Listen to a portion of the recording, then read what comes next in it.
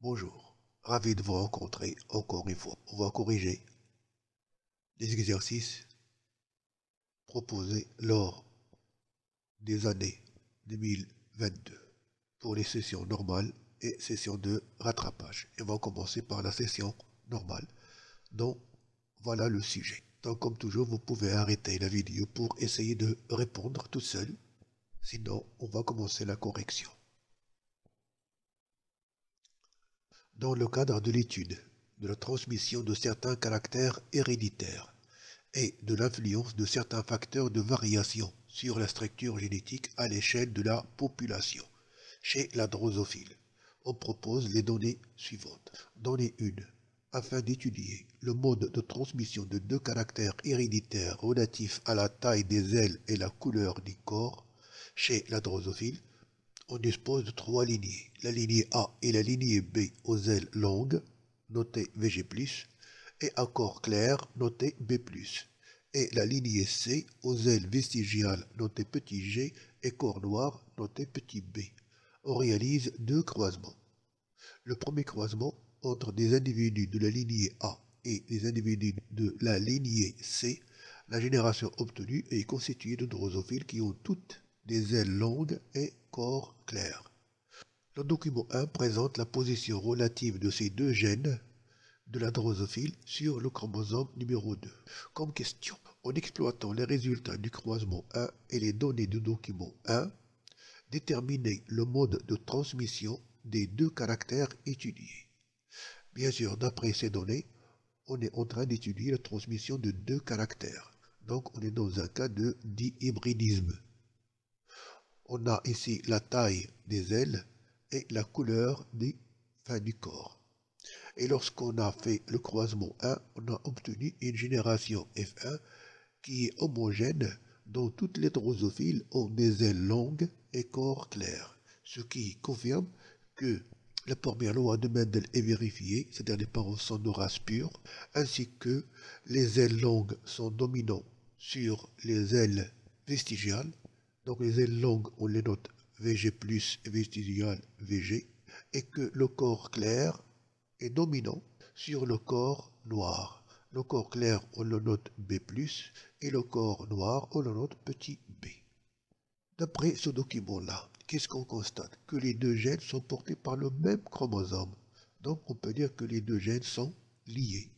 Et puisqu'on parle du chromosome numéro 2, donc ce n'est pas le chromosome X, donc les deux chromosomes sont liés et portés par le chromosome autosomal numéro 2.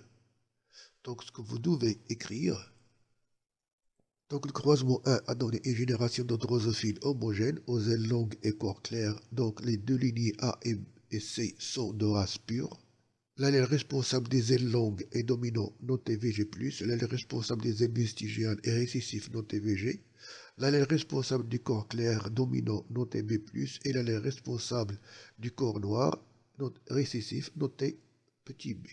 De même, du document 1, on constate que les deux gènes sont portés sur le même chromosome numéro 2, donc ils sont liés. Et les deux gènes donc sont portés par un autosome, donc les deux caractères ne sont pas liés au sexe. Le deuxième croisement entre les individus de la lignée B et les individus de la lignée C. Or, on sait que C est déjà de lignée pure. La génération obtenue est constituée de deux phénotypes parentaux, drosophiles aux ailes longues et corps clair, des drosophiles aux ailes vestigiales et corps noir, c'est-à-dire caractère dominant et caractère récessif, alors qu'ici on a deux phénotypes recombinés, drosophile aile longue, corps noir, et drosophile aile vestigiale, corps clair. Donc on a ici des parentaux et on a ici des recombinés. Puisqu'on a une génération qui est hétérogène, et puisque l'un des parents, c'est-à-dire la lignée C, est homozygote, donc la lignée B est obligatoirement hétérozygote. Donc on vous demande, en vous basant sur les résultats des deux croisements et sur les données du document 1, donnez les génotypes des trois lignées A, B et C. Justifiez votre réponse.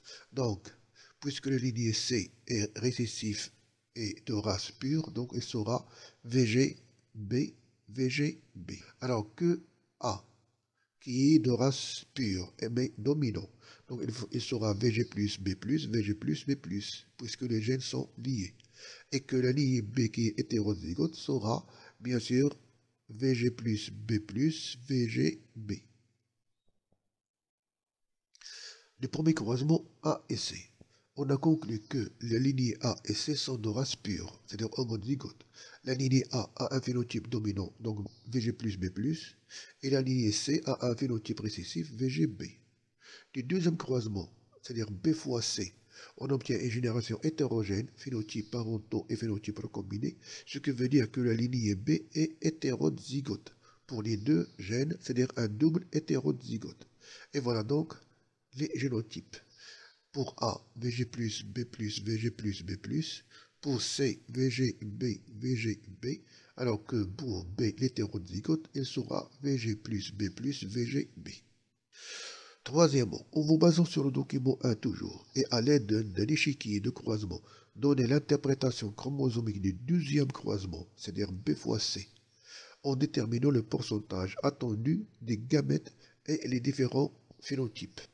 Donc, connaissant bien sûr les génotypes des individus, on peut bien sûr déterminer le pourcentage des gamètes. Pour la lignée C, bien sûr, puisqu'il est pur, il va donner seulement un seul type de gamète, VGB à 100%. Alors que pour B, qui est hétérozygote, la lignée B, bien sûr hétérozygote, va donner 4 types de gamètes différents.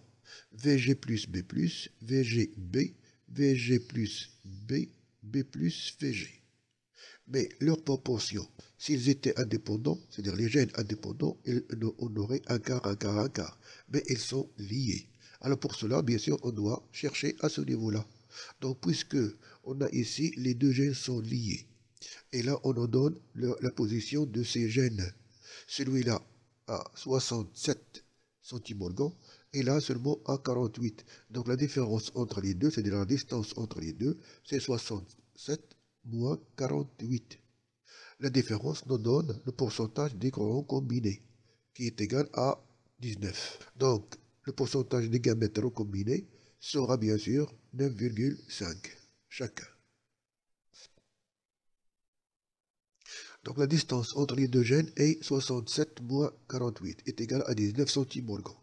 Sachant que D est égal au pourcentage des recombinés, donc les recombinés présentent 19%, ainsi les pourcentages des gamètes recombinés sont pour VGB+, c'est 9,5, VG+, pour B sera 9,5, ainsi que les parentaux, 81%. Voilà donc bien sûr le pourcentage de leurs gamètes. Donc, connaissant les pourcentages des gamètes et connaissant les génotypes, donc c'est facile de faire l'interprétation chromosomique ainsi que déterminer le pourcentage attendu des gamètes ainsi que les proportions des différents phénotypes.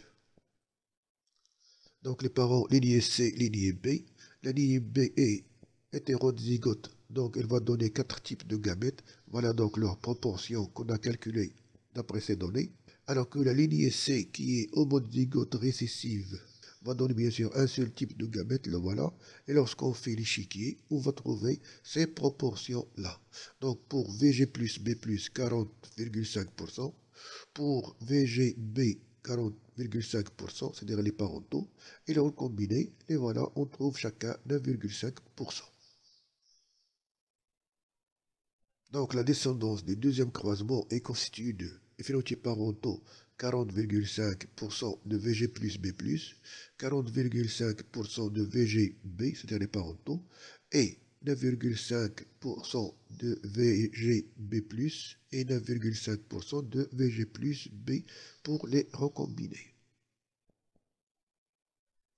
Dans le numéro 2, pour étudier l'effet de certains facteurs sur la structure génétique d'une population de drosophiles, on propose l'expérience suivante. Dans une enceinte d'élevage de drosophiles, document 2, on place une source suspendue de nourriture. Voilà donc la source de nourriture qui est accrochée au toit de l'enceinte. Puis on met une population composée de 20% d'individus aux ailes longues, phénotype sauvage, et 80% d'individus aux ailes vestigiales, c'est-à-dire les ailes sont de très petite taille, donc ils ne peuvent pas voler. Et ça, c'est bien sûr le phénotype mytho. Au fil des générations, on a compté périodiquement le nombre de drosophiles portant le phénotype L vestigial. Le document 3 présente les résultats obtenus. Décrivez l'évolution de la fréquence du phénotype L vestigial au fil des générations. Donc remarquez ici le document 3. Les fréquences du phénotype L vestigial, on commence à 0,8%. Et au fil des générations, la fréquence va diminuer progressivement jusqu'à atteindre 0,1 après 45 ou 50 générations. Donc d'après le document 3, on observe que la fréquence des phénotypes L vestigial diminue au fil des générations. Elle passe de 0,8 à 0,1 après 50 générations. Puis, cinquièmement, en exploitant les données de l'expérience, expliquer la variation de la fréquence du phénotype L vestigial au fil des générations chez cette population de drosophiles et déduisez le facteur responsable de la variation des fréquences phénotypiques observées. Donc on a ici des drosophiles AL normal et AL vestigial. Les ailes, c'est-à-dire les drosophiles AL normal, peuvent voler et bien sûr atteindre la nourriture, alors que les drosophiles AL vestigial ne peuvent pas voler, donc ils ne peuvent pas atteindre leur nourriture, ce qui va entraîner bien sûr leur mort, ainsi que l'allèle responsable de l'aile vestigiale va diminuer. Donc, on peut expliquer la diminution de la fréquence du phénotype L vestigial par l'incapacité des drosophiles AL vestigial de voler pour atteindre la source de la nourriture qui est suspendue au toit de l'enceinte, ce qui entraîne bien sûr la mort des individus AL vestigial et bien sûr diminution de la capacité de reproduction de ces individus et par conséquent la diminution de la transmission de l'allèle L vestigial. Ce qu'on peut déduire que le facteur responsable de la variation de la fréquence phénotypique des individus AL vestigial est bien sûr la sélection naturelle, c'est-à-dire une sélection négative pour les individus AL vestigial et positive pour bien sûr les drosophiles AL normal. Et on passe à la correction de l'exercice proposé lors de la session de rattrapage que voilà.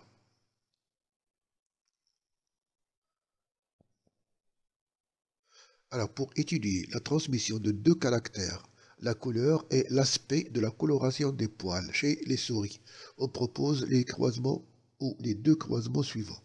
Croisement 1 entre des souris à poils gris et uniformes et des souris à poils blancs panachés.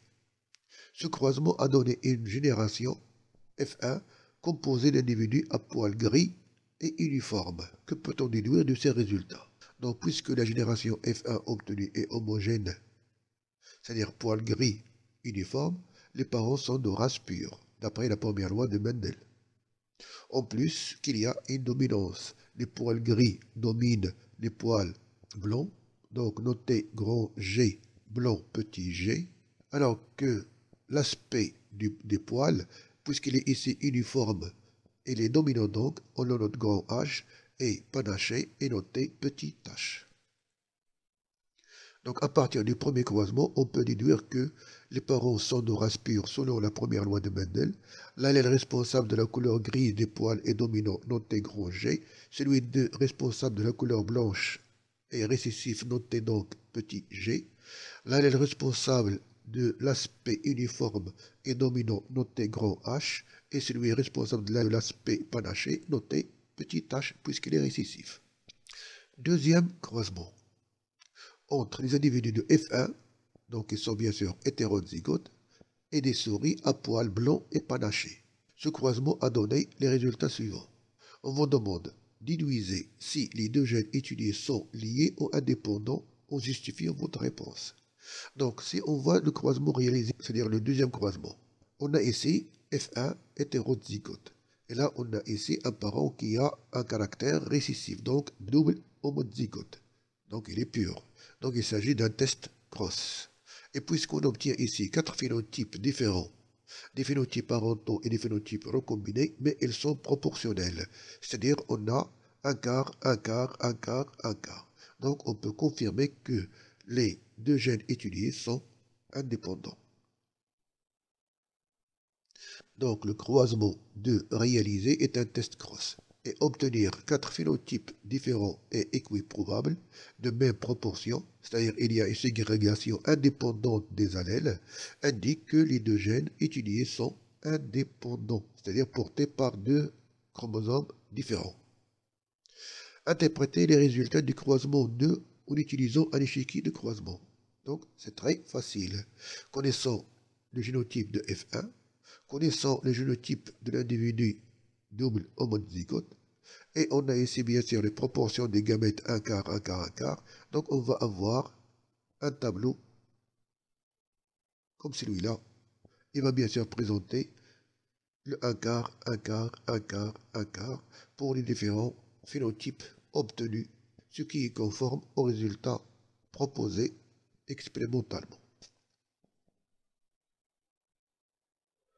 En avril 1962, dans un grenier local utilisé pour le stockage des grains aux États-Unis, des souris mutantes au pelage jaune pâle furent découvertes parmi une population de souris communes au pelage brun. Un scientifique s'intéresse à ce cas et après avoir fermé le grenier sombre de façon à interdire l'accès aux chats de la ferme, il étudia l'évolution des deux phénotypes, jaune pâle et brun, parmi les souris. En décembre 1962, il réalisa une estimation des proportions des deux types de souris en les capturant à l'aide de pièges placés dans le grenier. Le nombre de souris capturées constitue un échantillon représentatif de la population totale. Au début de janvier 1963, vous voyez, même pas un mois, il pratique une ouverture dans l'un des murs du grenier afin que les chats puissent entrer. Et en avril 1963, il réalisa de nouveau une capture des souris survivantes. L'ensemble des données figure dans le tableau suivant que voilà. Donc là, on a décembre 1962 et là, on a avril 1963. Et là, vous avez le nombre de souris capturées, c'est-à-dire les jaunes pâles. Et là, le nombre total de souris capturées. Et là, le nombre de souris de phénotype jaune pâle. Comparez les résultats de cette expérience et que pouvez-vous déduire? Remarquez ici, décembre 1962. Décembre 1962. On a capturé au total 58 souris, dont 27, presque la moitié, sont jaunes pâles. Alors que après avoir fait le trou dans le mur du grenier et après avoir capturé 22 souris, il retrouve 0 souris jaune pâle. Donc c'est ça la comparaison qu'on peut dire. Donc on peut déduire que cette diminution du nombre de souris jaune pâle est due bien sûr à la présence des chats. C'est-à-dire qu'elles sont prédatées par les chats. Donc en décembre 1962, avant la réalisation d'une ouverture dans un mur de grenier, la population capturée était constituée de presque autant de souris au pelage jaune pâle, 27, que de souris au pelage brun, 31 individus. En avril 1963, après la réalisation d'une ouverture dans un mur de grenier, la population capturée ne contenait que des souris bruns. Les jaunes pâles sont absents. On déduit que les souris au phénotype jaune pâle ont été chassées ou capturées ou prédatées par des chats. Donc il y a une prédation des souris à pelage jaune pâle par les chats. En vous basant sur les données de ce tableau, expliquez l'évolution des effectifs des deux phénotypes et déduire le facteur responsable de cette variation. Donc bien sûr, puisqu'on parle de population et puisqu'on parle de facteurs responsables de cette variation des fréquences des allèles, bien sûr, on peut supposer qu'il y a une sélection naturelle et que dans le grenier sombre, les souris bruns ne sont pas bien visibles pour le chat, alors que les jaunes pâles sont plus ou moins visibles et bien sûr, ils seront capturés par ce prédateur. Donc les souris bruns sont moins visibles aux chats et donc sont moins exposés à la prédation, d'où la présence d'un nombre important de souris bruns dans la population, alors que les souris jaunes pâles sont plus visibles aux chats et donc sont fortement exposées à la prédation, d'où la diminution des souris jaunes dans la population. Donc le facteur responsable de cette variation est la sélection naturelle, qui est une sélection favorable pour les souris bruns et défavorable pour les souris jaunes pâles. Bon, dès la prochaine vidéo, on va commencer à corriger les examens proposés pour la section scientifique Sciences Maths A. Donc voilà les sujets. Donc là, c'est pour la session normale 2016. C'est-à-dire on va commencer à partir de 2016 jusqu'à 2022. Donc, la session normale 2016 pour la section Sciences Maths A. Vous avez ici bien sûr 2 exercices. Et là, pour la session de rattrapage. Donc, faites plus d'efforts pour atteindre votre objectif. À bientôt et à la prochaine vidéo.